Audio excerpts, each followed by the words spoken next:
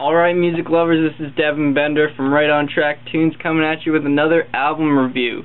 Today we're going to be reviewing Spooks by the Beautiful Girls. Now, if you know the Beautiful Girls, you know that they've been an underground band in Australia for a while now. What you're about to listen to does not sound anything like them. Their old stuff has a lot of feel-good vibes in them. They play a lot of that acoustic sort of surfy feel.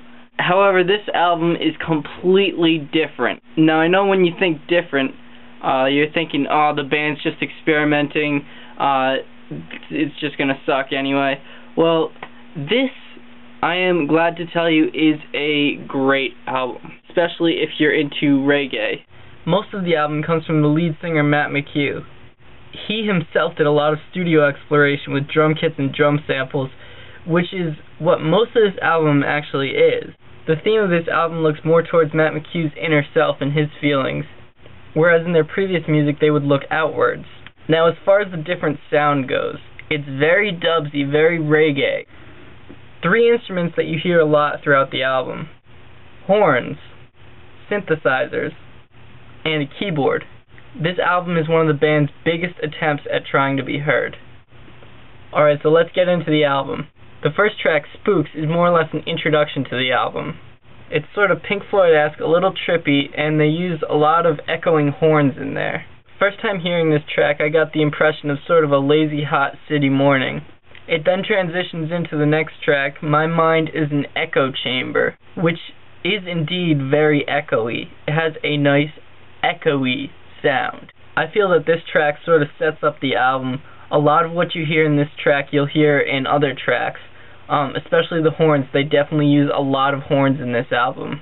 Again, this track is also very, very, very trippy, and it is something that you would sort of space out to. The song 1010 is a really great song to rock out to. It's not so much a reggae song like the rest of the album, but it is very echoey, and you can definitely hear the same sort of sound through this track and all the other tracks. You can definitely hear the synthesizer in the song Home Family. Before recording this album, Matt McHugh was recently engaged, so the song Home Family is definitely a heartbreaker. You can tell that Matt realizes now what it means to have a family and what home really means to him, and he sort of just lets it all out in this track. And then if you sort of want to know what their old stuff sounds like, there is a track on here that sounds a little bit like their old acoustic stuff.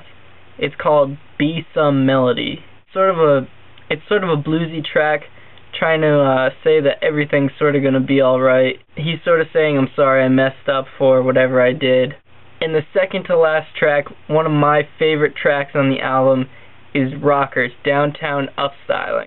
You can hear sort of this faded chatter in the background, and maybe like this old style, I want to say Motown music playing in the background, really faded, really distorted. And then that noise sort of fades out, and it breaks into the song. Strong vocals, horns right in your face. I mean, this track is one of the tracks on there that's really going to blow you away. And the best part, I think, about this track, you may like it, you may not, he sort of eases the song into a little bit of a Phil Collins cover, singing In the Air Tonight, and he sort of adds his own little reggae dubstep sort of element to it, which is really, really cool. Some songs to check out: two good rocker songs, 1010 and Don't Wait. If you want to hear what their old stuff sounds like, check out Be Some Melody. And if you want to check out that reggae Phil Collins sort of cover, check out Rockers, Downtown Upstyling. Alright, this is Devin Bender from Right On Track Reviews. Thank you for tuning in, and always remember, music is a gift.